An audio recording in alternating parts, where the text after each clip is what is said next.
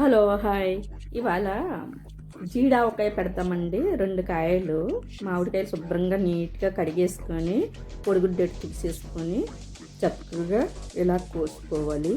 చిన్న చిన్న ముక్కలుగా కోసుకుంటే జీడావకాయని ఎందుకన్నామంటే చూడండి, దీంట్లో జీడే ఉంటుంది, ఇంకా మొదలలేదు కాయలు. ఇప్పుడు పెంకి పెట్టిన కాయలు అయితే మామూలు ఆవకాయ, నిలవావకాయ. ఇది జస్ట్ 15 రోజులు నెలల అలా ఉంటుంది అన్నమాట. జీడావకాయ చాలా టేస్ట్గా ఉంటుందండి.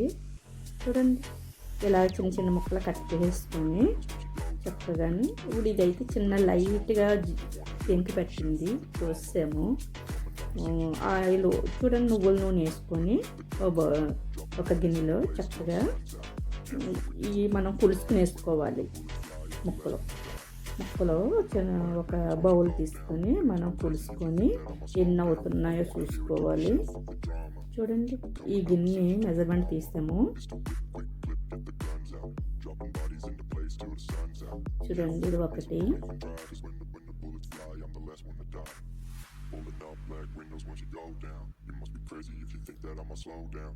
రెండు,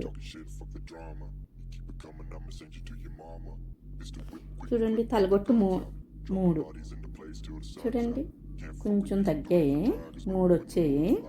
3 బౌల్స్కి మనకి కారం 1 కప్పుడు సరిపోతుంది. దీంతో కారం 1 కప్పు, చూడండి 1/2 కప్పు ఏమో సాల్ట్. ఒకసారి నూనెలో కలిపేసుకొచ్చి ముక్కలన్నీ, అప్పుడు మనకి ఉప్పు కారం బాగా పడుతుంది అన్నమాట. ఉప్పు కారం ఆవపిండి అది వేయాలి. చూడండి, సాల్ట్ వేసుకున్నాం కదా, దాంట్లో 1/2 వేసుకోవాలి. 1/2 కన్నా తక్కువ వేసుకున్నా పర్వాలేదు, ఎందుకంటే మనకు కావాలంటే మళ్ళీ కలుపుకోవచ్చు. చూడండి, ఒక గిన్నెతో ఈ బౌల్తో మనకి కారం, పచ్చికారం, పచ్చల కారం అనమాట. తర్వాత ఆవపిండి దాంట్లో 1/2. చూడండి, మెంతులు కొంచెం వేసుకోవాలి. మెంతులు, వెల్లుల్లిపాయలు, చూడండి వెల్లుల్లిపాయలు వేసి తీసుకోవచ్చు. ఇవన్నీ శుభ్రం నీట్గా కలిపేసుకోవాలి. చక్కగా నీట్గా కలిపేసుకొని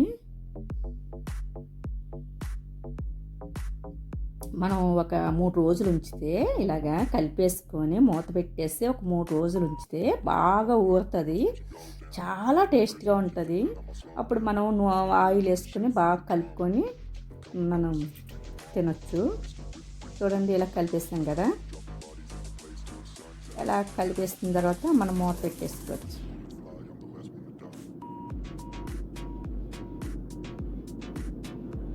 చూడండి, అన్నాటికి పట్టినాయి కదా, చక్కగా మొక్క అంతటికి కారం, సాల్టు, ఆవపిండి అన్నీ. ఇప్పుడు మూత పెట్టేసుకోవచ్చు. మూత పెట్టేసుకుని 3 రోజుల తర్వాత మళ్ళీ మేము చూపిస్తానండి. 3 రోజులు 3 డేస్ తర్వాత బాగా ఊరిపోయింది కదా, ఆయిల్ వేసుకుని శుభ్రం కలిపేసుకొని చూడండి ఎలా ఉందో ఆవకాయ. చాలా టేస్ట్గా ఉందండి, మంచి స్మెల్ వస్తుంది. కొత్త ఆవకాయ అంటే అబ్బా చాలా బాగుంటుంది. చూడండి, సింపుల్ కానీ చాలా టేస్ట్గా ఉంటుంది. ముద్దపప్పు, కొత్త ఆవకాయ, నెయ్యి వేసుకుని తింటే ఓకే అండి. బాయ్ అండి.